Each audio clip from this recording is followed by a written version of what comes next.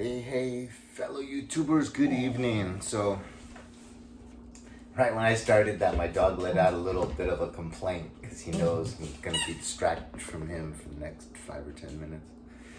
So, I wanted to give a story from my past that is a good example of I just had to lay her down. And this would have been in 1999. I was working at a middle school in Venice, and it was centrally located. I really enjoyed that aspect because I knew a lot of people that lived around that area, and I had a window looking out at the main boulevard, and I'd see a lot of people I knew drive by throughout the course of the day. But anyways, sure, I started there in late October in like 1999, and then this teacher came aboard a little bit into the year, like so maybe mid to late October, and he came from the East Coast, and he came from a police officer family. So his grandfather, his father, and his uncle had all been police officers in New York City. And he followed suit and became a police officer. And he'd only been one about 2 to 3 years when one night he and his partner were called out to a burglary of a liquor store. So as they're pulling into the parking lot, the burglars they see are running away. So he engages on foot chase. And as they're coming up to like the top of a hill, like right where you can see their silhouette really well, one of them turns and pulls out a gun and fires. He drops to a knee and returns fire and clearly sees one of his shots like kind of take off like a quarter of the guy's head, basically, and just drops dead. And he said he'll never be able to get that vision out of his head, and it took a lot of therapy for him to get over post-traumatic stress syndrome. He quit the force, and he went into education. So here's his first teaching job. He just had this incident happen. He just moved out of New York City, and he just jumped into education.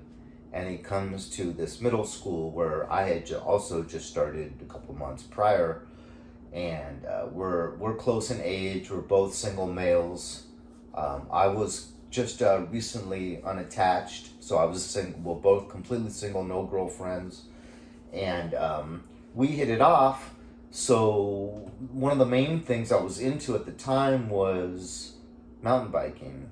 I was really into surfing, but that requires a lot of time and years to get even okay. Mountain biking, if you can bike, you can do it. But we went through, the first time we went together, we went through this trail where way at the top of the mountain, it goes down into like a riverbed, the trail. But to get in, you do like a 4.5, 5 foot drop where you just kind of have to go straight down.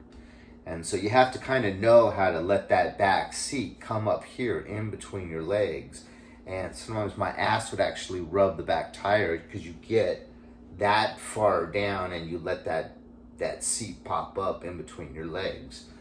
And it's just 1 second, So I did that, and I kind of worried because I knew he wasn't that experienced. So after I did it, I kind of stopped to look back and see if he could make it. And sure enough, he didn't. And he just went straight down into the ground like a sack of potatoes. So he hit that ground really hard.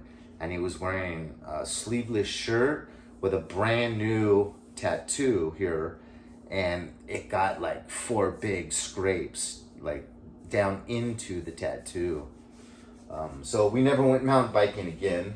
But he was interested in my motorcycle riding. So he went out and got a Honda Shadow Classic. You know, it was a good classic looking American cruiser. And he'd only been riding about maybe 3 weeks, 4 weeks, and he was kind of really nervous on it, but happy that, you know, he was running little errands. You know, he had saddlebags, so he'd go out to get the milk, you know, a few blocks away from the little liquor store, and he was happy about that. And, you know, so we never rode together because he wasn't comfortable with that idea. He was working up to that. God, I've been putting on some weight, this COVID-19. I'm sorry for distracting myself. I'm just looking at myself here. Oh, man. But anyways, he one day comes to work and he's got a limp and some road rash, and he's like, I'm selling the bike, as is. I'm like, what happened? And he says, I was going, you know, really close to the school, 2 blocks away from the school. So he's going westbound on Venice Boulevard, and he sees a lady coming at him from a residential street, and she has a stop sign before she hits that boulevard. And he says, she wasn't slowing down, and I could just tell she wasn't going to stop. So I started to slow down, and I'm trying to like get eye contact with her, and she's not looking at me at all. She's just looking straight forward and not slowing down. So once again, I got closer, and I could tell she wasn't going to stop. So I just had to lay her down, and he did. And then he admits that she stopped at the stop sign.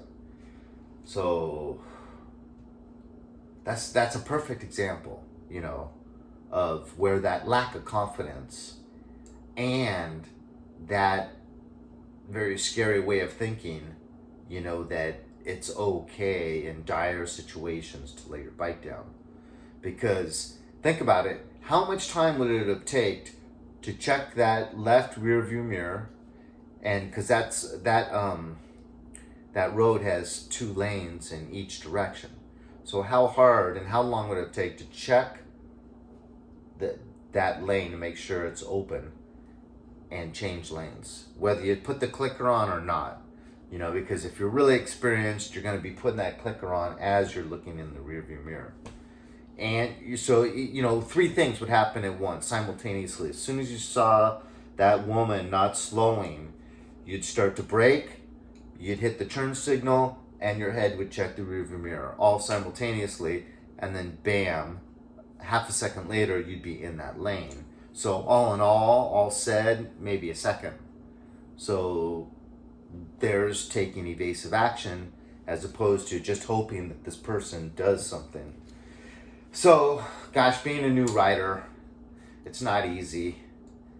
I mean, the first time I test drove, my first bike I rode, I dropped it. I've shared that story before. But, so there's a perfect example of how dangerous that way of thinking is. And it actually caused this person to just flush down the toilet a hobby that he could have had for the rest of his life and that could have brought him a lot of enjoyment. So there you go. Never think that way. I mean, someone I really respect, a subscriber left a comment that it did benefit him in one situation. So, but you don't go in any situation thinking that way. You know, you can decide, we're like, bam, bam, you know, first my first escape route just got closed, bam, then my second, and then the situation took place. Only thing I have left right now is to stop going towards this calamity that's right in front of me. And then you might lay it down, and it might serve you better than the situation that's awaiting you down the road 10, 15 feet. So, you know, I'm not saying it never works out for the better, but I'm saying that mindset is something that needs to always be avoided. And believe me, if that's the only option available, your mind will go to that. And you'll end up doing that, you know, irrespective of anything else. If I'm making any sense. Leave a comment. Thanks, guys.